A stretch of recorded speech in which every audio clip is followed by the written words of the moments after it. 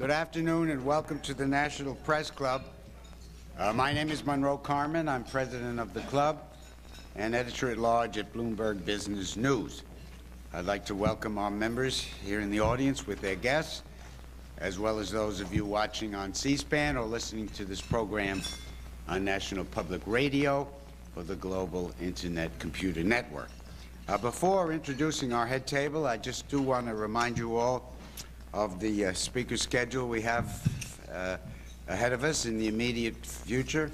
On Friday, tomorrow, October 20th, Louis Rukeyser, host of Wall Street Week with Louis Rukeyser, will be here to address the club in conjunction with the annual Financial Writers Conference that we sponsor. Next Tuesday, October 31st, the King of Norway, Harald V, will present a speech entitled Norway, a European and Atlantic Nation with a Global Outlook. And on Tuesday, November 7th, Ben Bradley, Vice President of the Washington Post, will reminisce about his life in journalism. Transcripts and audio and videotapes of Press Club luncheons are available by calling 1-800-NPC-2334. The National Press Club is also pleased to announce the publication of a new book, the National Press Club's Best Contemporary Speakers, a book containing 13 of the best speeches made during 1994. And we'll do the same thing for this year, and we hope our guests will be included. But to order a copy of last year's book, to call 1-800-NPC-2334. Thank you very much. Now, if you have questions for our speaker, you'll find cards on the table. Please write your questions, pass them up to me, and I will ask as many as time permits. I'd now like to introduce our head table guests and ask them to stand briefly when their names are called. From your right, Howard Glickman, Business Week magazine. Jackie Frank, Reuters News Service. Excuse me. Marie Coco, Newsday. Richard May, Staff Director of the House Budget Committee. Jerry Idazak, he's Associate Editor of Kiplinger Washington Editors, skipping over our speakers for the moment. Doug Harbrecht, Business Week magazine and member of the National Press Club Speakers Committee, who arranged today's luncheon. Thank you, Doug. Sheila Cherry, Commerce Clearinghouse. Larry Haas, Associate Director, Office of Management and Budget. Roger Lowe of the Columbus Dispatch. And Christine Walton, Bloomberg Business News. And Al Fram of the Associated Press.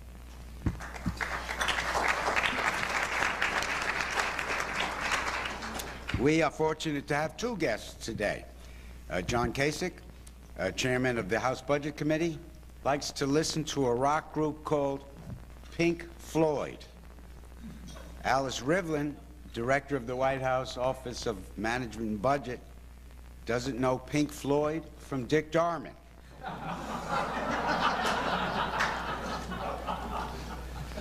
Rivlin, a Democrat and native of Bloomington, Indiana, is an avowed Redskin fan.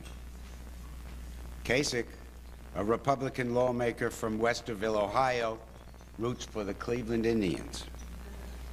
His team is on a roll right now, while the Redskins, well, they're improving. We're coming back. They're coming back. Both of our guests today, though, do know an outlay from an outfield. Economist Rivlin is a veteran of the Washington federal budget game. She's been OMB director since 1994, and she was founding director of the Congressional Budget Office and served in that post from 1975 to 1983.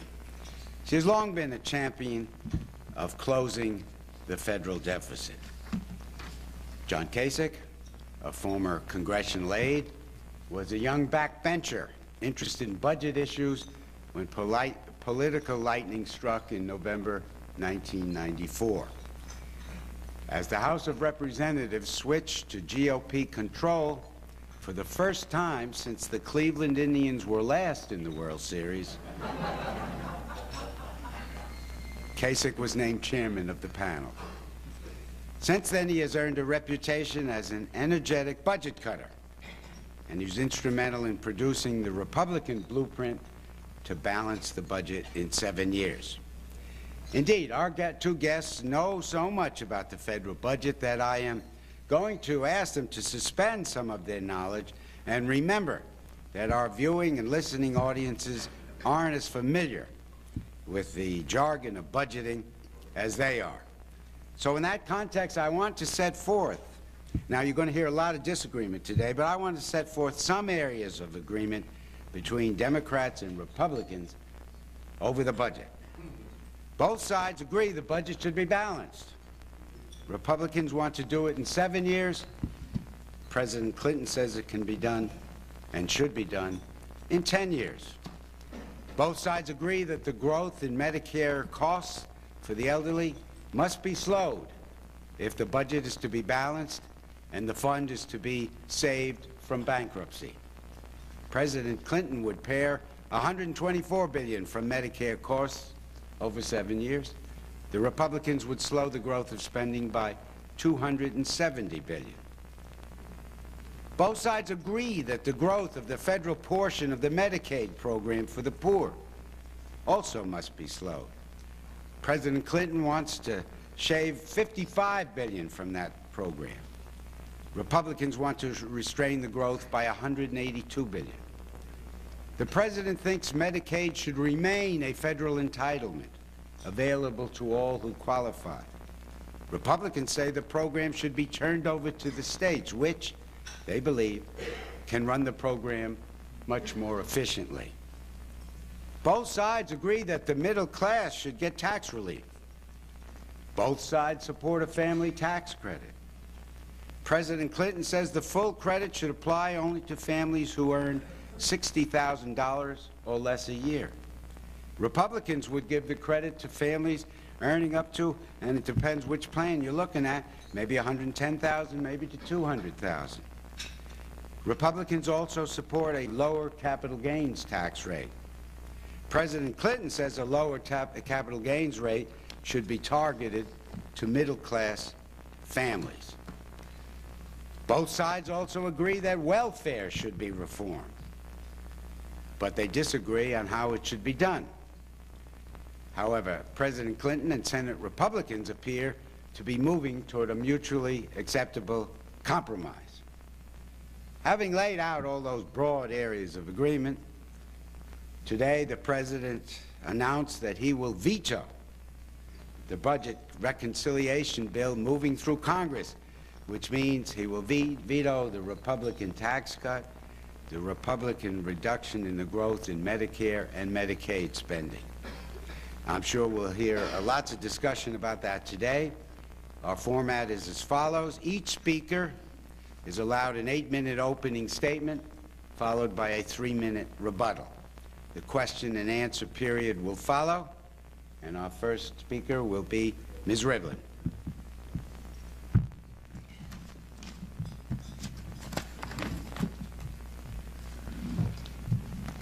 Thank you very much, Bud. That was such a lucid introduction that maybe John and I could just retire and let you write the budget. Maybe we'll call on you when things get rough. I'm delighted to be here and to have another chance to discuss the budget with my friend, the distinguished and vigorous chairman of the House Budget Committee, John Kasich. Let me just make a few points. First, Clinton administration budget policy so far has been a spectacular success. The facts are very clear. We're not talking projections here. We're talking what has already happened. The Clinton administration started with an economy in the doldrums and a massive budget deficit that was headed up and was out of control. Now we have an economy whose aggregate statistics are an economist's dream. Moderate, steady growth, and very low inflation. Unemployment is down, profits are up, exports are up, Even the difficult trade deficit seems to be coming down finally. Strong and solid are words that describe the overall performance of the economy in the 3 years since the nation elected Bill Clinton as president. And the deficit, which was $290 billion in fiscal year 1992 and headed up on anybody's projection, would have been way over $300 billion now if nothing had been done. That deficit has come down from $290 billion to $160 billion this year. It has plummeted. It has fallen much faster than anyone predicted, even us. It's gone from 4.9% of the whole gross domestic product to 2.3%. Now, remember what Republicans said when they refused to vote for the president's deficit reduction plan. They said things like, it will put the economy in the tank, it won't really reduce the deficit, they're only doing it with smoke and mirrors. Well, look at the facts. We delivered. We reduced the deficit by a lot more than even we predicted. Now, I'm stressing this because I want you to remember it when Chairman Kasich says that our current plan won't reduce the deficit. Now we are arguing, as Bud Carmen has said, with the Congress about how to finish the job. The good news is that both the administration and the Republican majority have the same objective: balance the budget. John Kasich and I, over a long period of years, have fought for this, and I think we're very pleased to be focused now on the same objective. We need to get rid of that persistent deficit that has paralyzed the federal government since the Reagan administration. But now we're arguing about how to do that, how to get to balance. The Congress and the country have a clear choice between two approaches to balancing the budget. On the one hand, we have the President's plan. It contains a moderate tax cut for families who need it, families raising kids on limited incomes, and people who want to invest in their own and their children's education beyond high school. It's a budget that invests in future wage growth, training workers for better jobs, improving education, investing in science and technology, and it protects the environment. It streamlines government. It goes for a leaner and more responsive government with less bureaucracy. Now, we deliver on that, too. We don't just talk about it. 160,000 fewer people work for the federal government this year than at the start of the Clinton administration. And it is a budget with moderate spending cuts that will not destroy the programs like Medicare and Medicaid that vulnerable Americans depend on. The Republican plan, by contrast, has deep tax cuts, a large part of which go to people who don't need it. It has spending cuts concentrated on the most vulnerable. Families with children in the bottom 20% of the income distribution would lose, on the average, $3,200 per family in income and in health care, direct benefits. It has Medicare cuts and Medicaid cuts so deep that they threaten the future of our whole health care system. And it has deep cuts in programs that we need to grow the economy, education, technology, training, aid to students, and in programs that protect the environment. These cuts are harsh, they're extreme, they're unfair, they're unwise, and above all, they're unnecessary. The most serious problem facing the American economy over the next few years is that the wages and incomes of average people, especially people without skills and education necessary to hold high-paying jobs in this technological society, have lagged behind. I said at the beginning that the overall performance of the economy was an economist's dream. That's true, but it hides the big problem of the last 20 years. The fact that people with lots of education and other advantages have been doing very well, those in the middle have been barely holding on, and those with low skills and education are falling not just relatively, but absolutely behind. The Clinton administration wants to redress this imbalance, which is undermining our social fabric. That's why we are fighting for education reform and more effective training, for the Earned Income Tax Credit, which is effective assistance to working families. That's why we want an increase in the minimum wage and tax cuts for families and education and welfare reform that moves people to work. The Republican budget would make the rich richer at the expense of low-income working families. It would slash the Earned Income Tax Credit, which means raising taxes on low-income working families. It would cut people off welfare without adequate work protection, without adequate work opportunities, and without adequate child care. It would cut education and student aid. It would destroy the Medicaid safety net for low-income families, the elderly, and the disabled. These cuts are not necessary. The President is eager at an appropriate moment to sit down with the leadership in Congress and craft a budget that reaches balance in a moderate, responsible way without the harsh extremism of the Republicans' budget. But to have a negotiation, the Congress must get its job done. They have been falling farther and farther behind their own schedule.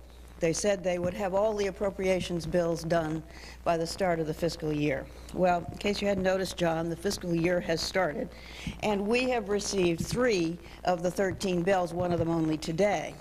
That meant that we needed a continuing resolution, and we may need another. Finally, a word about the debt limit. The debt limit is something we shouldn't be talking about. It's not really relevant to this discussion. It will have to be raised no matter how the budget debate comes out. If the Republicans' own resolution calls for a $600 million increase in the debt limit. Indeed, we'd have to raise it even if the budget was in balance.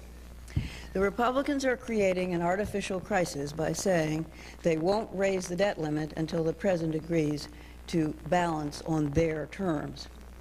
That's irresponsible, and if it happens, it will cost the government money. If we were to default or even come close, it would raise interest rates, not just for the government, which would make the budget deficit worse, but for the economy at large, everybody that has a mortgage. So I say to Chairman Kasich, we have a common goal, and we have a responsibility to the public to act quickly and responsibly. So urge your colleagues to finish their work, and then let's work together to make a budget that's good for America. Thank you.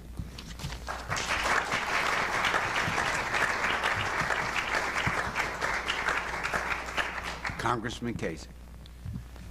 Thank you. Maybe I can hold on. I've always wanted to be in the NBA. Could have almost made it there. Well, I'm going to try to fit this in. I don't have any prepared remarks, but I want to talk to you. First of all, Bud, I didn't get struck by lightning into this job. In 1989, I fought my own president. There was a Kasich budget and a Bush budget and a Democrat budget. In fact, at one point, Martin Sabo ran to the House floor and voted for the Kasich budget because I was doing so poorly in the vote count, he didn't want me to be embarrassed.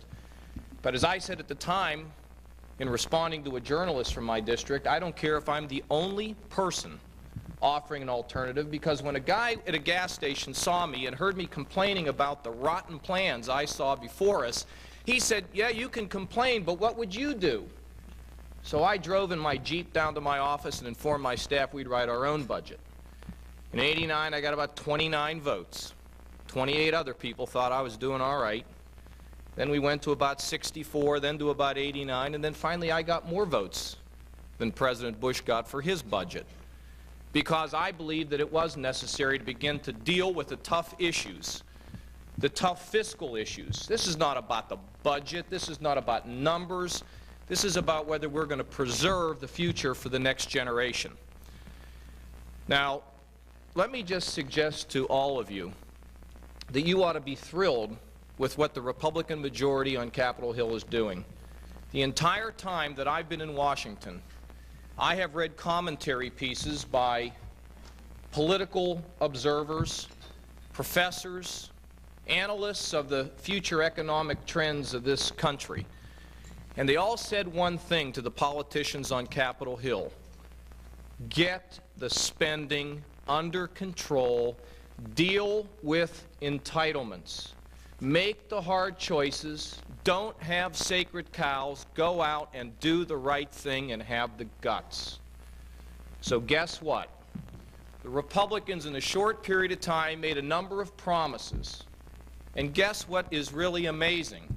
The things that they said we couldn't do, which was to balance the budget, strengthen defense, provide tax relief to Americans, and preserve Medicare, they said, couldn't do it. Kasich, you can't do it. It's impossible. They're going to stick you with this. And I said, no, no, it's very possible. And we moved forward to do it.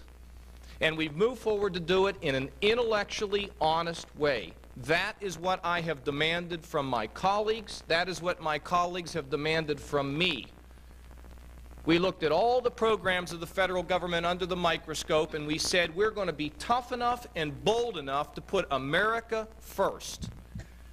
And frankly, if for no other reason, we should be complimented for, number one, keeping our word, and number two, for tackling the tough issues that politicians in this country have put off virtually all of my lifetime. And we're addressing it.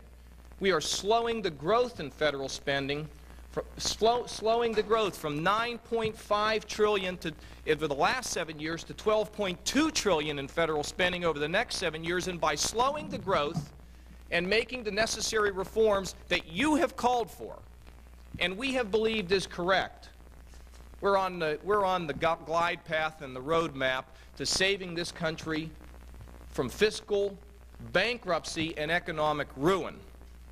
Now, folks, look, what's fair is fair. In 1993, I said we cannot criticize Bill Clinton's budget unless we have a plan. Remember that? I would walk out of committee rooms and my colleagues would tackle me in the hallway saying, John, you can't put anything down. If you lay a plan down, we're going to get killed out there. The media will go nuts. We had a group of media advisors come to our one of our conferences, and they said, oh, you better not lay a plan down. You lay a plan down, the heat's going to be on you. I said, look, it's just like my dad said. If you don't have an alternative, don't criticize what is already out there. In 1993, the president said, we're going to use the Congressional Budget Office to score all the plans because they've been the most conservative, they've been the most accurate. And that's going to be the Bible. That's going to be the measuring stick of how we determine what really works, and we can eliminate the rosy scenarios. You know what the Republicans did when the president suggested we use CBO? We booed him. But you know what we did? We honored his commitment. And in 1993, using the Congressional Budget Office rules of estimating, we put together an alternative to the president that made the same amount of deficit reduction without 1 penny a tax increase. Now we come to 1995. This is the Republican budget proposal. It's passed. The budget resolution, it's passed. We're going to pass reconciliation very soon. See it? Pretty big, isn't it? This is the President of the United States budget package right here. 1/3 of it is charts criticizing our plan. But you're wrong again. There is no president's budget plan to balance the budget in 10 years. Folks, let me tell you what's going on, and what's fair is fair. We took the president's budget, we sent it to the Congressional Budget Office, and we had it analyzed the same way ours is analyzed. And this calls into question your responsibility, or brings up the question of your responsibility. When we sent it to the Congressional Budget Office, they came back. And you know what they told us? The president has no plan to balance the budget. His plan puts us in debt by $200 billion a year.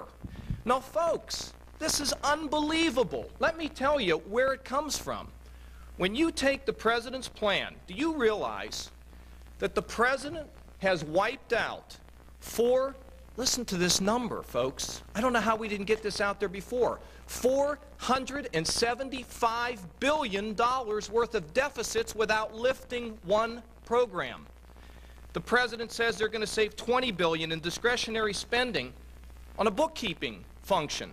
They say that Medicare, they say that all entitlement spending is going to be $206 billion less than CBO says, without lifting anything. $474 billion in rosy scenario comprises the president's package. We have $1 trillion worth of savings. They don't even have $500 billion. And they're going to go around the country and say they have a better plan. They have no plan to balance the budget. And here's the height of irresponsibility. The president goes around and says, well, I don't have to affect you, ma'am, and I don't have to affect you, and I don't have to affect you, and I got this money, it's in the trunk of my car. But you know what? When you open up the trunk, folks, there's no money there. You can't balance the budget on smoke and mirrors and rosy scenarios. If you put the president's plan in the Congressional Budget Office that he asked us to do, he's got no plan to balance the budget, and he has no room, folks, to criticize us based on the principle that I operated on 1993. If you don't have a plan, Frank, folks, they're not in the ballpark. They're not on the field. They're not in the dugout. They haven't even left a hotel yet. And they're running around the country dividing us. If there's anything we ought to be doing in America, it's to stop dividing the country based on false promises. Now, we got a plan to do it, and you know why we're doing it? We're doing it for the kids, the next generation. If we miss this opportunity, I'm going to suggest to each and every one of you, if we miss this opportunity to do it, we won't do it until the economic ship hits the rocks in this country. If we do it, it's like Alan Greenspan said, not Newt's words, not Kasich's words, Greenspan's words. If you can balance the budget, you will eliminate the fear in the hearts of America's parents that their kids won't be better off because their kids will be better off. And secondly, we will unleash an economic growth in this country that we can only dream about. Ladies and gentlemen, let's end the gimmicks. Let's end the smoke and mirrors. Let's stop the "but I can't do it," and let's go for a plan that will fix this country, make the hard decisions, make it a fair plan, across all the tough programs, and at the end of the day, we'll save America. We will not pass a permanent increase in the debt ceiling until we can tell our bankers, the American people, that there's a way to get out of debt. And when we do it, we will raise the debt ceiling with the confidence that we've saved this country from fiscal and economic collapse. I hope the president will get out of the hotel and come out on the field.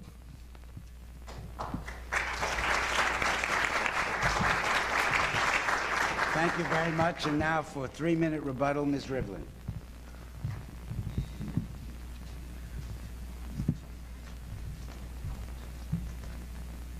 Well, I told you that John Kasich and I agreed on the need to balance the budget, and he has reaffirmed that and emphasized its importance for the future.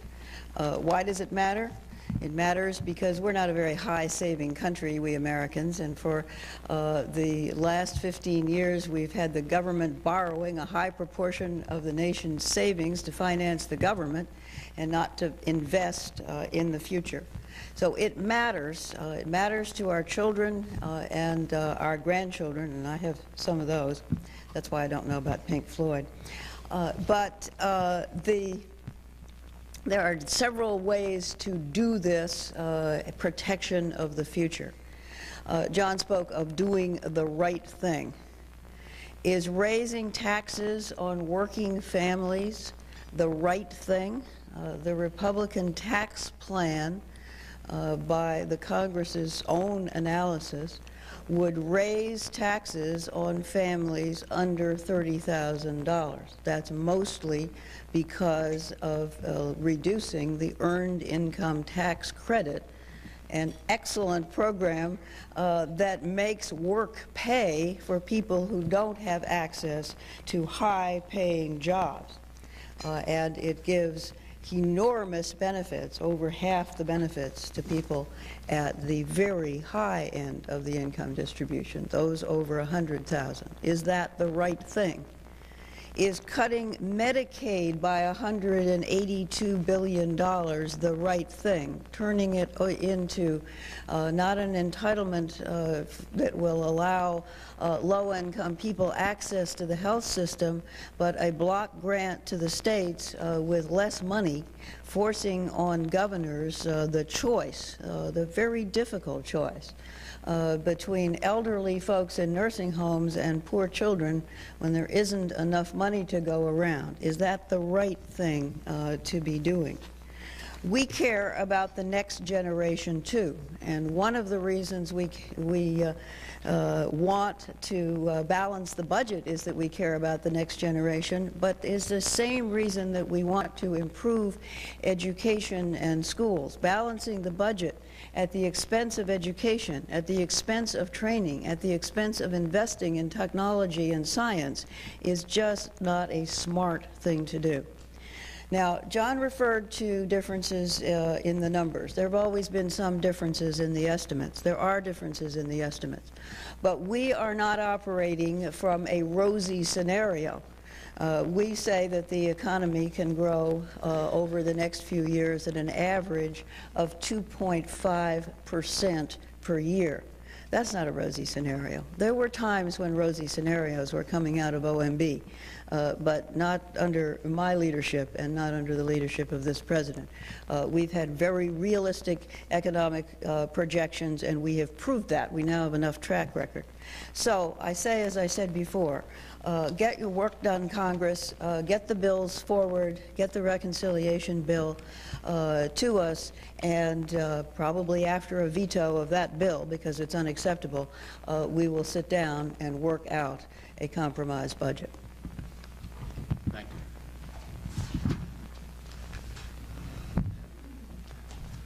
you.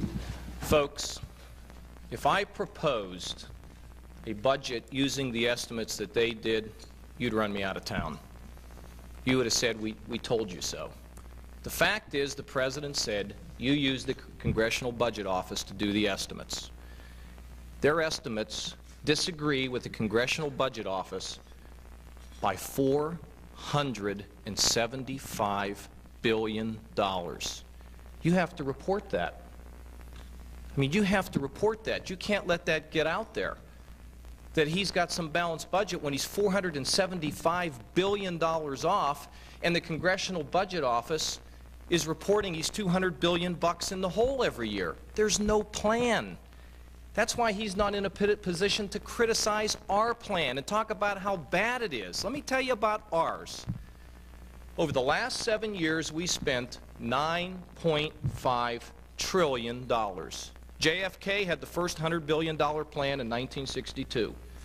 We spent $9.5 trillion. In order to balance the budget and provide the tax cuts, relief to American families, and a capital gains reduction, which everyone knows we have to do, to create jobs, in order to do that, we go from $9.5 trillion to $12.2 trillion in spending. In order to do all of this, we have to strain under a $3 trillion increase. And when I go around the country and I tell people we're going to spend $3 trillion more over the next 7 years than we did over the last 7 years because we're going bankrupt, they say, what is all this talk about a revolution? Only in government could you spend $3 trillion more and talk about tight budgets. Medicare, we're going from $950 to $1.6 trillion.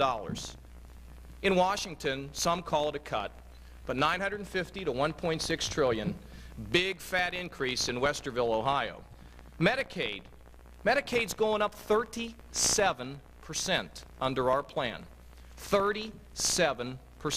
EITC, the Earned Income Tax Credit, I don't know how you can say that people are going to have a tax increase when they don't pay any taxes. The EITC is going up under our plan in the House by 40%. It's going up. Now in Washington, the way we're going to do it from here forward, if you spend more this year than you spent last year, we're going to call that an increase. And if you spent less this year than you spent last year, we're going to call that a cut. And if you spend the same, as one reporter said, don't tell me, that's a freeze. I said, you're starting to catch on. The point is, folks, they have no plan. We can't have a good dialogue till they have a plan. You must report this fact. And in addition, our plan going from $9.5 trillion to $12.2 trillion to save this country and provide tax relief and job creation in the tax code makes all the sense in the world. And I think the American people embrace it because I think they believe it makes good common sense. About time that a group of politicians in this town dealt with the problems and dealt with them honestly. Thank you both very, very much. And now we'll get to the questions. For Dr. Rivlin, answer that question that's been raised by Congressman Kasich and also comes up from the audience. Why won't the President offer a full-blown alternative to the GOP budget? Is it leadership to simply sit back now and say no?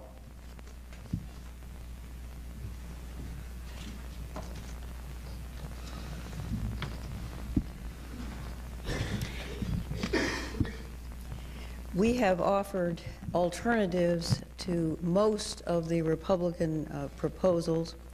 We put out our plan for discretionary spending in full and gory detail in the budget, which Mr. Kasich seems not to have to hand, but which has influenced a great deal, I think, what has happened in the appropriations committees, although they haven't seemed to have been able to get their bills forward, but they don't have any doubt about where the President stands on appropriations. We had a welfare reform plan up on the Hill that made very clear what we were for, and that has influenced the welfare reform debate. The place where we did not put a detailed plan forward, although we have one, is Medicare and Medicaid. We decided that we would let the Congress see if they could come up with a plan, and then we would negotiate with them, although we have made very clear what our numbers are and the general outlines of our plan. It would have smaller Medicare cuts. It would not fall on beneficiaries. It would have very substantially smaller Medicaid cuts that preserve the entitlement, and it would add some benefits to the uninsured. We have not had any secret about this, and if the Congress hasn't been listening, I regret that. Thank you. Can I feel compelled to say to you, if I got a call that I was going to be in the starting lineup for the Indians, I'd go to the game and I'd be swinging at the fences, not trying to get hit by a pitch. This is the President of the United States we're talking about, not giving us a complete budget and not including Medicaid and Medicare, the two fastest growing items in the federal government. Folks, we can't have that. We need leadership. We need leadership to get the job done and to ignore giant pieces. And frankly, when you look at the discretionary programs, we can't figure those out either. The President's Medicare plan is one page. Furthermore, I'll make available to all of you the differences between CBO and OMB, and they include big savings in Medicaid and Medicare based on theory with no real program changes at all. It's not fair. You're the umpire. They're out at home. You got to make the call. All right, now we have a question for you, sir. Don't leave. From the audience. Republicans claim they are paying for their $245 billion tax cut with the fiscal dividend they get from balancing the budget over the years. But the Congressional Budget Office says the dividend is only about $170 billion. Where is the rest of the money coming from? Let me move this step. Folks, you might recall the tax program, capital gains reduction. My dad carried mail on his back in McKees Rocks. You know why we like the capital gains reduction? Because jobs get created, and then we get the job, then we get educated, then we become successful, and we end up buying in a leveraged buyout your company, and then we're the boss, you work for us. I mean, the dream in America is every kid can fly. Every kid can be what they want to be. Capital gains is about economic growth, and there's no observers that don't think we shouldn't lower the cost of risk-taking in America. None. Family tax credit, $500. If there's any institution we ought to be reinforcing, administration agrees with this, it's the American family. And when we cut commerce out and save $8 billion by eliminating the attic for political junkies, we ought to put some of the money towards reducing the deficit, and we ought to use some of it to give back to people who've been supporting this bureaucracy for a long time. Now, how do we pay for it? Back last March, I paid for it. I put out a whole spending list of exactly, and went to the House floor and voted on it. And we paid for the whole deal.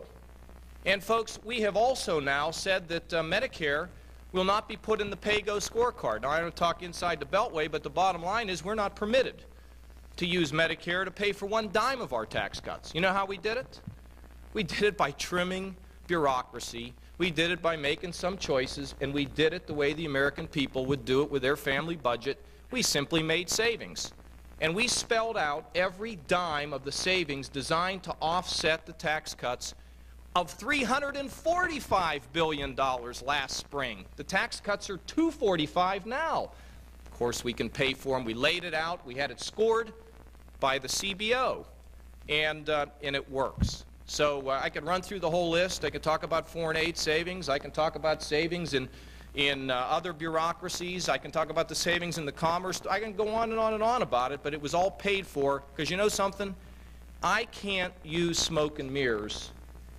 I've worked too long and too hard with my colleagues like Shays and Colby and Hobson to not do it right now. That's the bottom line. No smoke and mirrors, no gimmicks, and let's do it now. All right.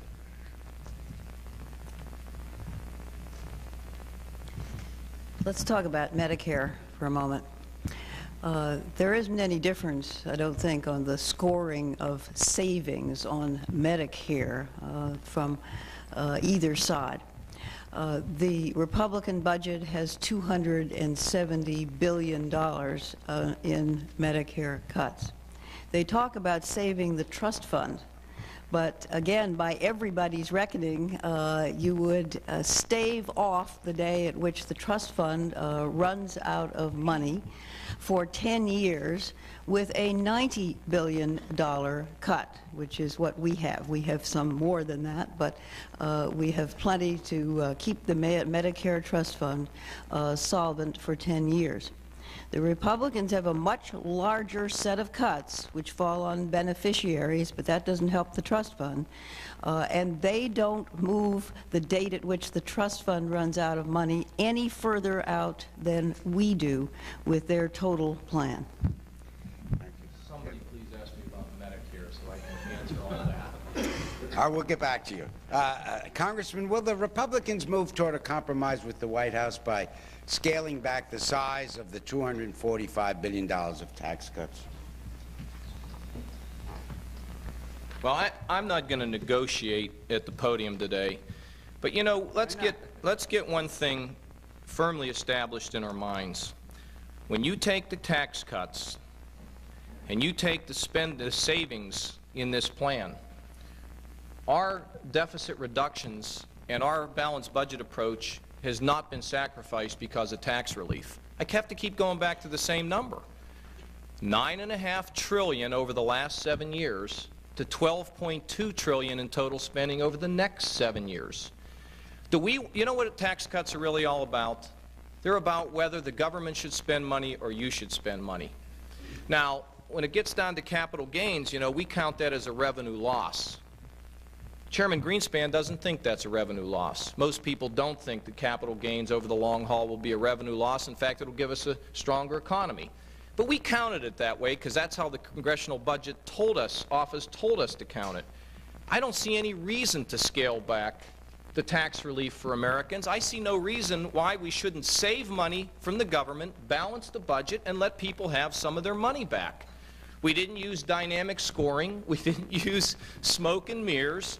Let me tell you what it's really all about. What the President needs to do is to leave the hotel and get on the field. Propose a plan to balance the budget. It's going to have some different priorities in what the size of government ought to be. We think the size of government ought to be smaller. You know what the President said yesterday? I had too many tax increases in my plan. You read that in the paper? He says, I didn't want to have all these tax increases. I didn't want to spend all this money, but the Republicans made me do it. You know what? Tim Penny, my soulmate, just in my office this morning, he and I had a proposal called Penny Kasich. It was to save a penny on a dollar of federal spending. And guess what? The President fought it, the Cabinet fought it, the Democrat leadership fought it, and we lost by about 4 votes because we wanted to reduce spending. No, I think what we need to get at here is not negotiating on how much less we should give people back. After all, you know, the President raised taxes by about it was a $500 billion plan. There was giant tax increases in it, and we're only canceling out about half those tax increases. The bottom line is we need to reduce the size, the scope of government, shift power, money, and influence out of this city, and you don't do it by negotiating downward on the tax cuts. And furthermore, I think it'd be real silly of me to sit here and try to negotiate from this podium.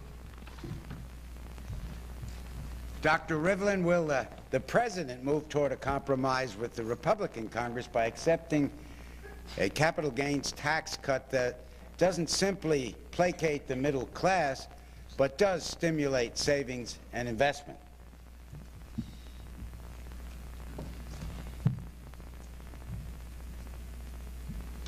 Well, I'm not going to negotiate at the podium either. We did not put a capital gains tax cut in our budget because we think that there are better ways to grow the economy, and a capital gains tax cut goes largely to upper income people. It makes a difference whose tax you cut, and the Republicans are raising taxes on hard-working, low-wage working families, and they are cutting them for families who have a lot of money. Now, we don't think that's right, just, or necessary. Congressman Kasich, what about defense spending? Why is it the only major budget item to be increased? And corollary question, why not cut down on weapons we don't need? Well, let me just suggest that the one item of the federal government that has been declining has been defense. But let me also tell you, you can't ask me a question like that. That's exact. I mean, I'm going nuts about Pentagon spending. I think we need to clean it up, and Newt's promised me that next year we're going to make the Pentagon a triangle. I'm thrilled. I can't work any harder to kill the B-2, but I wish I could get people on both sides of the aisle to get rid of it. I don't think the Pentagon ought to be jobs program any more than any other place. I don't think it ought to be a pork barrel program. I've spent a whole career trying to rein in defense spending, but I will tell you that there's a level at which we don't want to go below. And I think we need to have the weapons and technologies of the next generation. I think we need to have a high readiness of our troops. And I'm going to do my best to reform this building. If we can get the budget balanced, the blueprint laid down, and then we can move and fix a Pentagon, that wouldn't be bad to be able to achieve in a short period of time. I hope we can get it done and put the Pentagon under the microscope. And frankly, we're doing better. We just defeated the defense appropriation bill because of some pork barrel spending in it is one of the reasons. And we're going to go back and we're going to get it done. But it's a pox on both houses when it comes to using defense only to pay for national security. Finally, let me just make one comment about a deal with the President. If we can get a deal that balances the budget in 7 years, we'll be okay. We're not going to make it 7.5 or 8 or 9. We're going to use real numbers. We're going to score it by CBO. We can debate the priorities. I disagree with the Senate earned income tax credit numbers, and I've made my position clear. The bottom line, though, folks, is we got to be on the same field, using the same yardage stick, and we got to put this country first. and lay the plan down. We can debate the priorities. Alice and I will get the priorities along with Leon and Newt and figure it out. But no gimmicks, and let's do it now. All right, wait, before you leave, I'll get one more for you, and then I'll get back to you. But here's one I think you like. What about cutting corporate welfare programs like agriculture and export subsidies? Go to it. Well, let me tell you. Don't ever negotiate changes in agriculture. I mean, you'd rather be named an executor in an estate than to be having to negotiate agriculture, okay?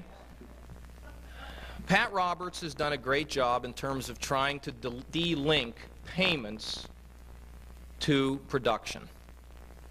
And at the end of the day, he isn't going to get everything he wants. But Pat Roberts, I believe, has created a momentum in agriculture reform that will not be stopped. Privatization in this country will not be stopped. We're not going to get the PMAs done this time, but there's a momentum. And it's historic what Roberts tried to do in agriculture. He deserves to be complimented for it. And we're going to get as much sweeping change in that as we can. And frankly, folks, over time, sugar program is dead. It's not going to be dead this year, but its time is coming. It takes time to make all of these changes. Corporate welfare, I think we have a lot more to do. Don't tell Archer I said that. Anyway, I believe this. You can't just take from one sector and not the other. 936 pharmaceutical tax breaks for big corporations, gone. The program of COLI, where companies have used this insurance business as a gimmick to raise funds, gone. The left, the liberals on Capitol Hill, have talked for a lot of years about closing loopholes while they kind of passed them out. Not all of them, because, you know, like Ron Delms is one of my best buddies. But there's been inconsistency. We got in 9 months, and we have done $29 billion worth of loophole closings on big corporations. And you want to know something? When we did that, I felt the weight of the world lifted off my shoulders from the standpoint of trying to make this a fair proposal that deals everybody a blow. In corporate America, they didn't like it, but they don't really have any choice. They got to accept it. And I think we have more to do, and I hope on a bipartisan basis we will get it done. Thank you for having me here today. I really enjoyed it. Dr. Rivlin, do you agree with the President that the 1993 deficit reduction package raised taxes, quote, too much?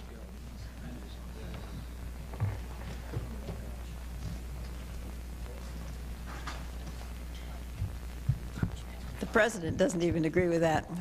The President has made clear that nobody likes to raise taxes. That's not fun. In fact, there isn't any easy way to reduce a budget deficit. It takes painful things, raising taxes and cutting spending. The President is proud of the 1993 agreement, as am I. We worked hard on it. We didn't get any Republican support. Might have been slightly different budget if we had, but we got it through, and we are proud of that and proud of the Democrats that voted for it. And the proof of the pudding is it's working. The people who said that the things would deteriorate if we passed this budget were absolutely wrong. And most of them are making more money than they did before and are very pleased with the way the economy and the budget policy has gone. Enough said. All right, one more before you leave the podium. If you, as you said, oppose raising taxes on working families, what's your alternative? Will taxing the rich produce enough revenue to balance your budget over time? We're not proposing raising taxes on the rich. We're just saying don't cut them. Don't go engage in a tax plan which differentially and aggressively favors high-income people and at the same time raise taxes on large numbers of low-income working families. We don't need a tax cut this big, and we don't need a tax cut that falls so unfairly across the distribution of taxpayers. We have revenue flowing in now. We are in favor of a moderate tax cut for people who need it. We are in favor of spending cuts. And despite the papers, I have no idea what one page Chairman Kasich is waving around. There are lots of pages in our plan. But despite that, we are in favor of balancing the budget in a moderate way over a reasonable period of years, and we don't like smoke and mirrors either. Thank you. Congressman Kasich had to leave. He was called back to the Hill. But we will get him his certificate of appreciation before the day is out. And his coffee cup. But you're here, and you're going to get yours right now. Thank you, Dr. Rivlin, for being with us. It was a pleasure. And this coffee cup, you can fill it with coffee or try to raise money for balancing the budget, one way or the other. One or the other. Thank you very much. Last question. Dr. Rivlin, you'll get the last question. When are we going to get a resolution of these budget issues? Mid-November, mid-December, mid-January? What's your guess?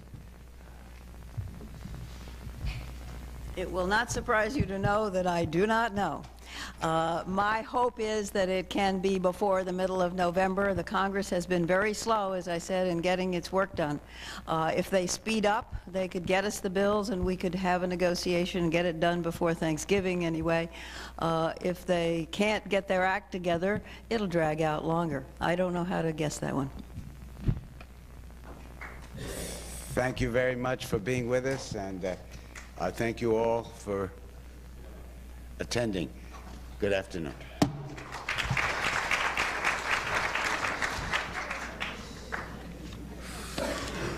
All right, let's send this back to Kasich.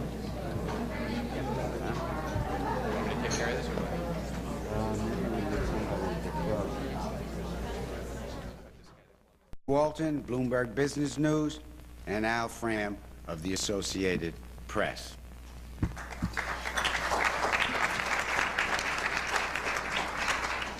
We are fortunate to have two guests today. John Kasich, chairman of the House Budget Committee, likes to listen to a rock group called Pink Floyd.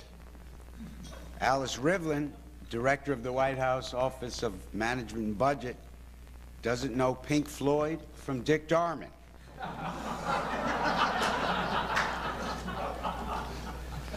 Rivlin, a Democrat and native of Bloomington, Indiana, is an avowed Redskin fan. Kasich, a Republican lawmaker from Westerville, Ohio, roots for the Cleveland Indians. His team is on a roll right now, while the Redskins, well, they're improving. They're coming back. Both of our guests today, though, do know an outlay from an outfield. Economist Rivlin is a veteran of the Washington federal budget game. She's been OMB director since 1994, and she was founding director of the Congressional Budget Office and served in that post from 1975 to 1983. She has long been a champion of closing the federal deficit. John Kasich, a former congressional aide, was a young backbencher interested in budget issues when political lightning struck in November 1994. As the House of Representatives switched to GOP control for the first time since the Cleveland Indians were last in the World Series, Kasich was named chairman of the panel. Since then, he has earned a reputation as an energetic budget cutter, and he was instrumental in producing the Republican blueprint to balance the budget in 7 years. Indeed, our two guests know so much about the federal budget that I am going to ask them to suspend some of their knowledge and remember that our viewing and listening audiences aren't as familiar with the jargon of budgeting as they are. So in that context, I want to set forth, now you're going to hear a lot of disagreement today, but I want to set forth some areas of agreement between Democrats and Republicans over the budget. Both sides agree the budget should be balanced. Republicans want to do it in 7 years. President Clinton says it can be done and should be done in 10 years.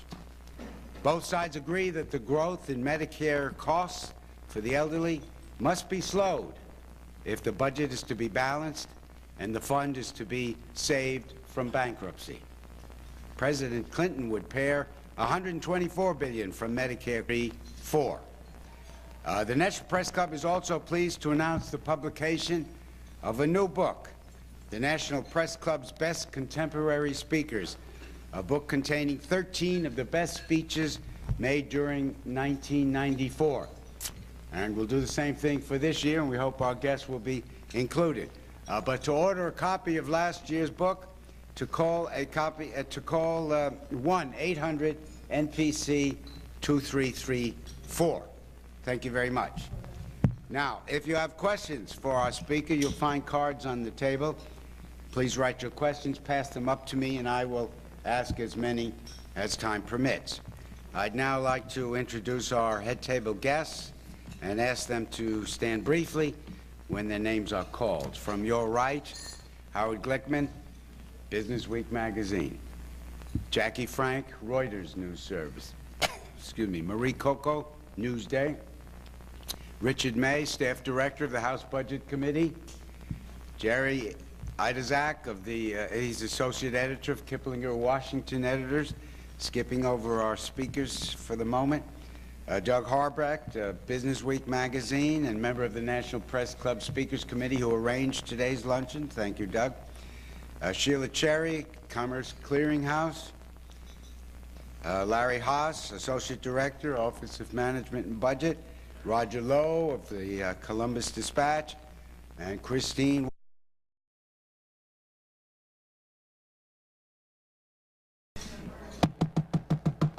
Good afternoon and welcome to the National Press Club. My name is Monroe Carmen. I'm president of the club and editor-at-large at Bloomberg Business News. I'd like to welcome our members here in the audience with their guests, as well as those of you watching on C-SPAN or listening to this program on National Public Radio or the Global Internet Computer Network. Before introducing our head table, I just do want to remind you all of the speaker schedule we have ahead of us in the immediate future. On Friday, tomorrow, October 20th, Louis Rukeyser, host of Wall Street Week with Louis Rukeyser, will be here to address the club in conjunction with the annual Financial Writers Conference that we sponsor. Next Tuesday, October 31st, the King of Norway, Harald V, will present a speech entitled Norway, a European and Atlantic Nation with a Global Outlook. And on Tuesday, November 7th, Ben Bradley, Vice President of the Washington Post, will reminisce about his life in journalism. Transcripts and audio and videotapes of Press Club luncheons are available by calling 1-800-NPC-233. Course over 7 years. The Republicans would slow the growth of spending by $270 billion. Both sides agree that the growth of the federal portion of the Medicaid program for the poor also must be slowed. President Clinton wants to shave $55 billion from that program. Republicans want to restrain the growth by $182 billion. The president thinks Medicaid should remain a federal entitlement available to all who qualify. Republicans say the program should be turned over to the states, which they believe can run the program much more efficiently. Both sides agree that the middle class should get tax relief. Both sides support a family tax credit. President Clinton says the full credit should apply only to families who earn $60,000 or less a year. Republicans would give the credit to families earning up to, and it depends which plan you're looking at, maybe $110,000, maybe to $200,000. Republicans also support a lower capital gains tax rate. President Clinton says a lower capital gains rate should be targeted to middle-class families. Both sides also agree that welfare should be reformed, but they disagree on how it should be done. However, President Clinton and Senate Republicans appear to be moving toward a mutually